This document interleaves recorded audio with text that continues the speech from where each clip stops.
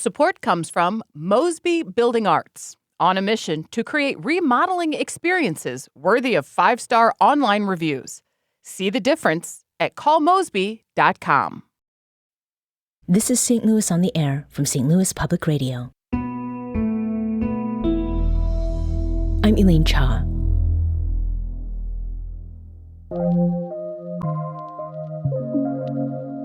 Right along Highway 40, I-64 in Chesterfield, a former outlet mall now houses The Factory, a major concert and event venue, an indoor pickleball club, and a growing number of options for dining, leisure, and entertainment. What's also gone up there recently is dozens of portraits, huge photographs of Holocaust survivors in Europe and the United States, each picture accompanied by a name and snippets of information about the person's journey.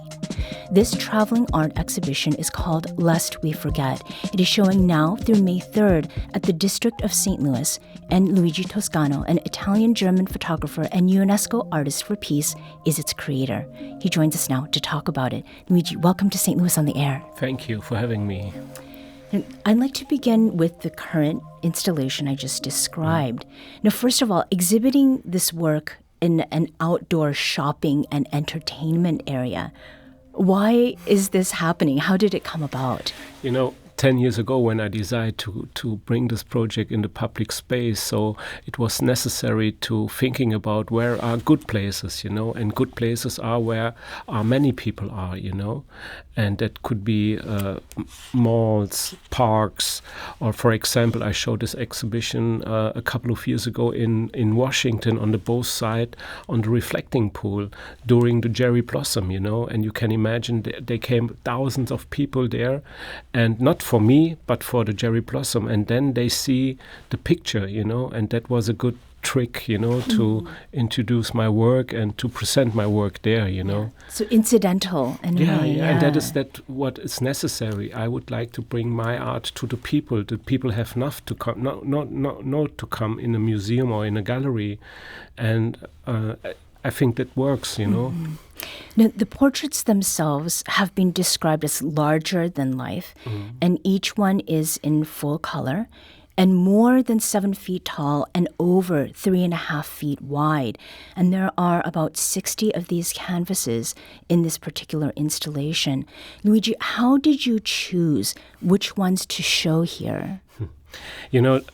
It is not an easy process to me to choose, but you must know I have now, in the last 10 years, took more than 600 people all over the world, And, for me, it's not easy to choose who can participate now in the exhibition or not, because it is a form of selection, I don't like this, So my team members, they do that work because I'm too emotional for that, because I can remember in the last years how many fights I have with my colleagues because I ask them, why do you choose that and that what not, and that is because I'm really happy that I have good team members and they do that part of work, And, you see also on the exhibition there are some local survivors from St. Louis, and that is for sure that they are a part of this exhibition, Some representation. Yeah, because it is so necessary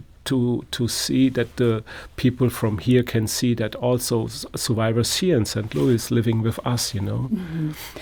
Luigi, generally, how have people responded since the opening on April 16th? And, we had some weather conditions to deal with, right? Every time it is the same, it is so fantastic and so generous from people. They support me for everything, and yeah, you have right. The weather conditions are really different but we can handle this because we have good experience with that, and also we have a wonderful support. For example, the Michael Sternberg Foundation group, they help with people. They help us to protect everything and to be safe with everything. Now, this project, as I understand, it began in 2014 in Germany. Talk with us about the circumstances that inspired that. 10 years ago, we had also a political change in Germany. You know, the right-wing party is coming, and, you know, there was more anti-Semitic attacks and all racism attacks, and any kind of hatred was coming more to us, you know. So, and I was sitting at home, and I, you know, you can see it in the news what's going on, you know, and I'm thinking, what can I do, you know, because it was so bad to see it, that there is a refugee camp that they burned down, there are attacks against refugees, and also all this anti-Semitic speech, you know, and I was so wild because I was shocked, you know, and then I'm thinking to do something, and then the idea was that what will happen when I take pictures from survivors of the Holocaust and bring it into the public space, you know, because I had the feeling that these people, or many of the people, forgot what happened in the past, you know.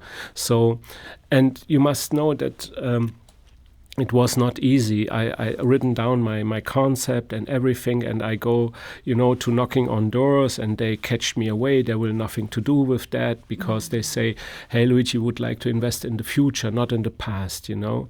So, and they don't understand my idea, my vision, you know. And then I had the possibility to take the first pictures of Holocaust survivors, and then I put it in my concept.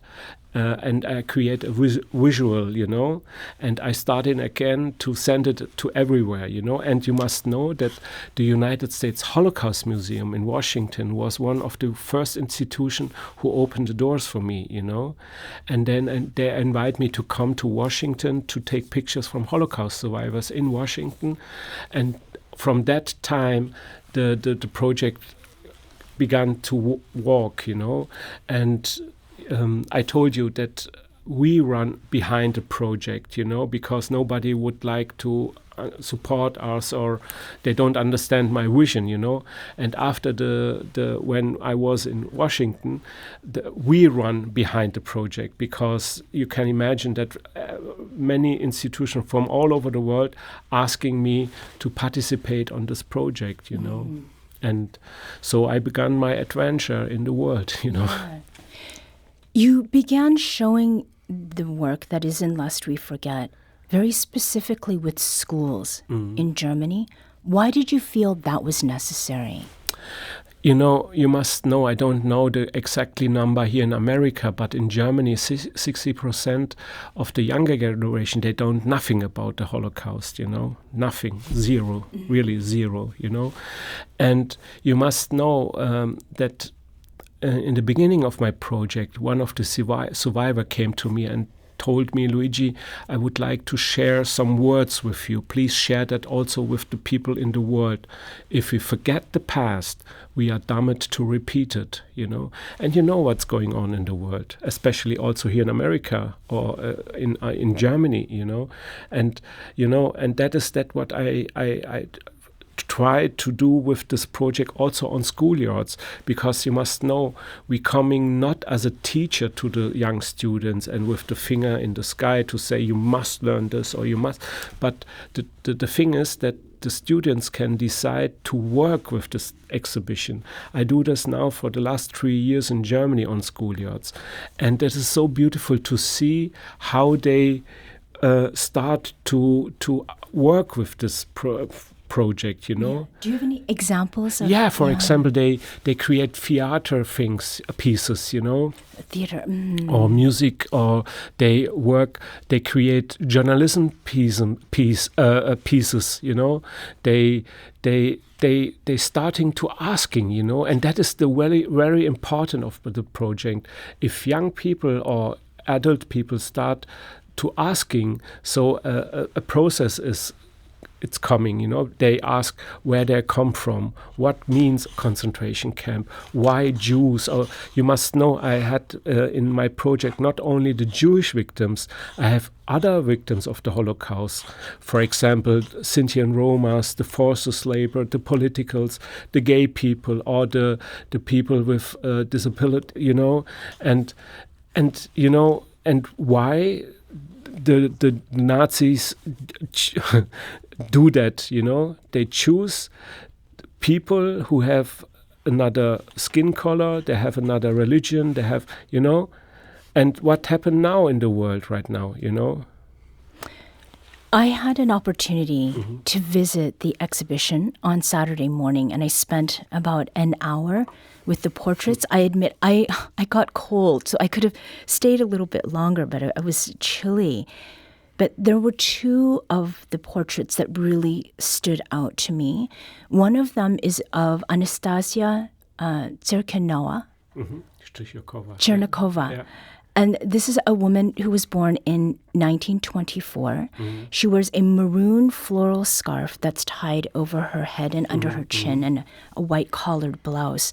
Her brows are slightly furrowed, and the note on her portrait says, "Place of birth unknown," and that is followed by, "Can hardly remember, does not want to speak about the terrible experiences anymore."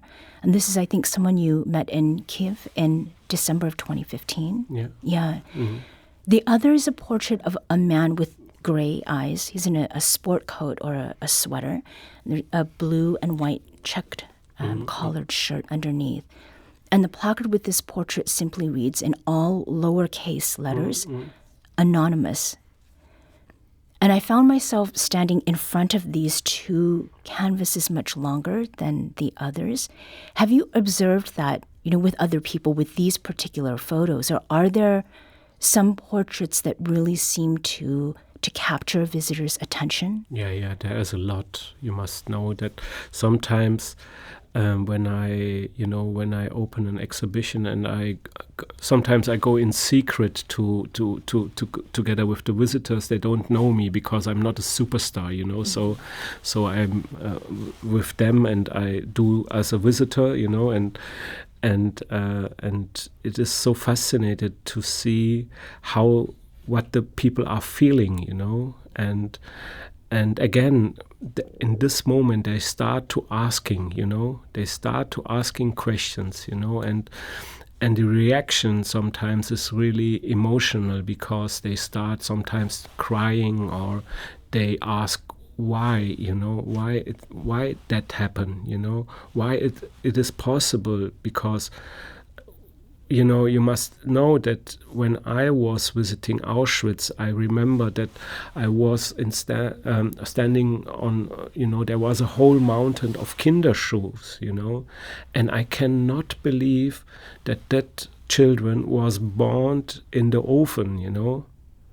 And, you know, I repeat, I was standing on this whole mountain of Kinderschuhs, really baby shoes, you know. And this children was burned because there are Jews or another part, you know, and that touched me so deep, you know, and you must know what this person, what they are thinking now, what happened, you know, in the world. They told me, "Luigi, we are really, sad because you see what's going on in the world, and we would like to share that what we have, you know, that not coming again in our world, but it is coming, you know, you know, and that is so sad, you know." We're talking today with Luigi Toscano. He's an Italian-German photographer and a UNESCO Artist for Peace. He's the creator of the Lest We Forget exhibition that is showing now at the District of St. Louis in Chesterfield. Within the United States, Lest We Forget has been shown in Pittsburgh, in Boston. You mentioned Washington, D.C. earlier, as well as in San Francisco. And this is the second time that it is in St. Louis. Yeah. What kinds of interactions or exchanges has this work brought about, particularly among adults? Yeah, you must know that you have right. I'm now the second time here because I would like to. I showed the big exhibition again here. And now we showed for the first time in America on schoolyards, you know. And you must know that under the support of Michael Sternberg, they make it possible, that we can do that. And we would like to continue this work in America. I know coming difficult time to me, because there are, I can imagine there are some people that are against this project and me, but I would like to bring forward, because I would like to be a part of people who can open the eyes for the people, Again, I'm not a teacher or a historian. I'm a normal guy. I'm a photographer, But I would like to also give a little inspiration to the younger generation, because it is so necessary that we had a standing, a meaning, and it is so important that our democracy win, because you see what's going on when our democracy lose, we lose everything, and in the end, everything is destroyed. And that what I try to bringing forward, that not happen again, and I would like to try to inspire young people. That is the main ground why I'm here, That's that future. That is my future. And I believe so strong in that, because you must know that this exhibition was attacked in Vienna. And many of them was destroyed, The and portraits they themselves. cut off the faces, and they spray swastikas on those faces. And that was a really bad situation, And in the end, young people came to this exhibition and repaired these pictures. And they protect these pictures. And that was so beautiful, because I lose everything. I lose the completely control about that, But the younger generation helps me to stand up and to be there, Yeah. One of the stories that you related to me when we talked before had to do with a couple that you saw in San Francisco. And I think this is something worth talking about, because there are those who do not know about the Holocaust, but there are also those who deny that it happened, right? Yeah. That is a really interesting thing, because, that is so fascinated to see that most of the people are interested in the stories of the Holocaust, and they are also deniers. They cannot believe that happened, and and I remember that the woman and the man had a fight, because she said, "Hey, that is true," and the husband say, "No, that is not true," and you see how different people are, and that is. But you must have good arguments, because you know what's going on right now, You said that you will go to where these installations are, and you are kind of incognito because people do not recognize you. What are some of the interactions that you have seen happen between people? Because you said that you've noticed people are in tears. Do people comfort each other? Like what happens in those cases? I can tell you a beautiful story. During the COVID time, that was difficult for people to going somewhere, But I was one of the only artists in the world that I have the possibility to show my art, because it was outside, And many people came to the exhibition, with the regulars, with the distance. And, there was also some deniers on my exhibitions, and people who believe or they know more in the whole, and they have a big discussion each other, And you can imagine what for kind of discussion they have. They say that all these COVID things, there are false, that is not true what they say, and also what happened in the Holocaust, that is not true, And you must know that during that time, a Holocaust survivor came to my exhibition, one of what I portrayed, and they talked to these people. They said, "Okay, you say that is not true. Okay, I will show you something." They put up his thing and they show his number, and they say, "You think that is not true? This tattoo give me the SS member in Auschwitz, and when I was 9 years old, and you say that is not true? my completely family was killed in Auschwitz. And you say this is not true, you know? You know, the picture helps me to have a good fundament, because that is the true, you know? That is not fake or something like that. That is the true. And in this moment, I show in some eyes of these people, and they start to cry, because the Holocaust survivors had the power to convince them, you know, because it is true. And also with my picture, the picture has the power to say the true, you know, and that is. Yeah. Luigi, you are a UNESCO Artist for Peace. What has this project taught you about what peace means? You know that I'm the first photographer in the world that they choose me as an artist for peace, because I've tried to build bridges, you know, bridges to every people, you know. I try to talk also with hate speaker, you know, and I would like to discuss with them, because it is not easy sometimes, but you know, for me it's necessary and important that we build bridges and we don't make war each other, you know, because in the end, war, what brings war for us? Destroying, you know. And I try to bring the discussion of a good level, you know, because I spread out that peace is more important for us than a war, for example, you know. And so that was, I'm thinking that my project, or that what I do, a good argument for the UNESCO to named me as an artist for peace. You know, I'm really honored, because normally superstars are only UNESCO artists for peace. For example, Forrest Whitaker or Celine Dion, and I'm really honored that I'm on that. And you know, I will tell you something. I don't know if you read it.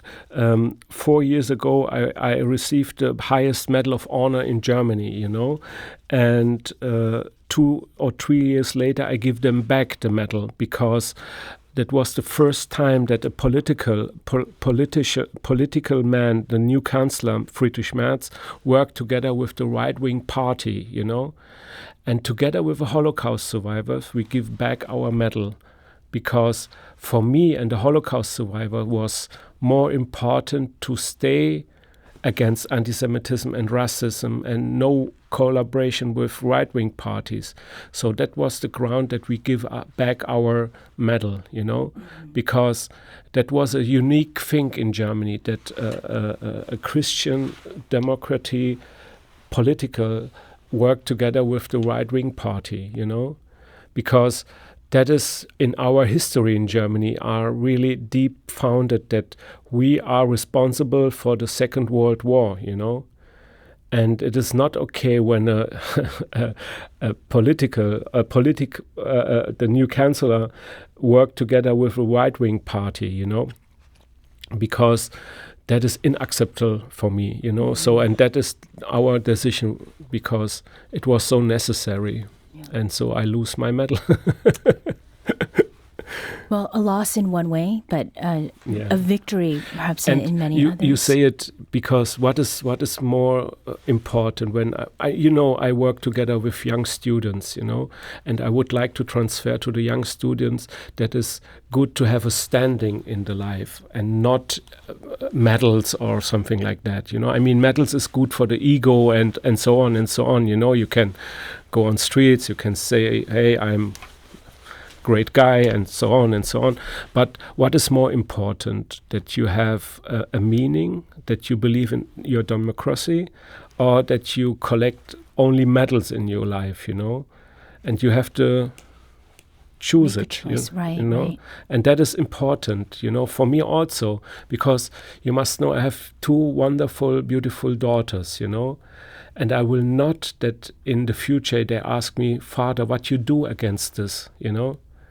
I will teach them that everybody have the possibility to do something, Sometimes little things, sometimes big things.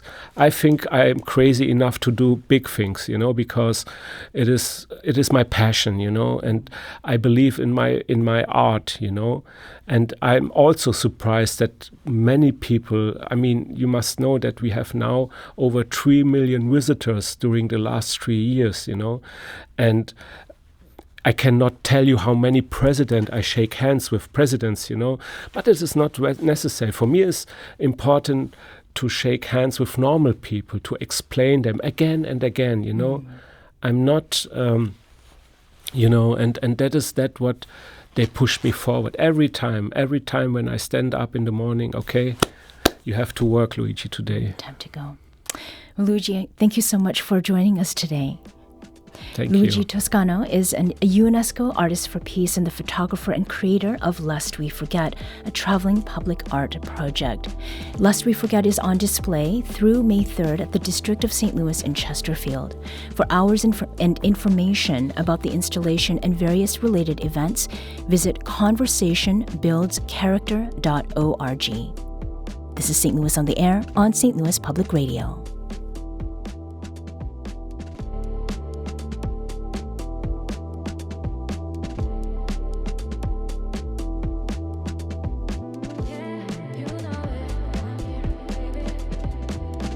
This episode was produced by Elaine Shaw. Our audio engineer is Aaron Dorr. This podcast was mixed and edited by Aaron. Our executive producer is Alex Hoyer. St. Louis on the Air is a production of St. Louis Public Radio. Understanding starts here. Do you find yourself regularly listening to episodes of St. Louis on the Air? Suggest us to a friend you think might enjoy our conversations. And leave us a review and rating on Apple Podcasts on the App Store. It's the simplest way to help people discover our show. Thanks. St. Louis Public Radio is a member-supported service of the University of Missouri St. Louis.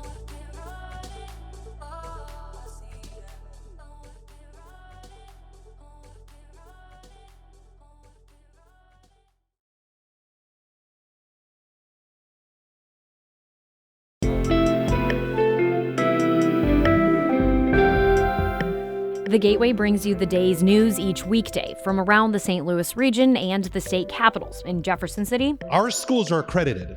We don't need this bill. And Springfield. How many more years must pass before lawmakers see time is of the essence? I'm Abby Larico. Join me each weekday for The Gateway on the STLPR app or wherever you get podcasts.